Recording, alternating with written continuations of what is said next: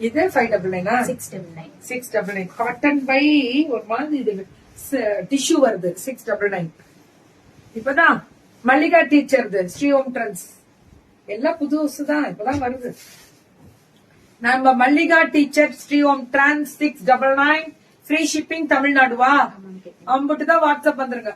சூப்பர்ரா free shipping Tamil Nadu WhatsApp வந்துருங்க. Super duper colour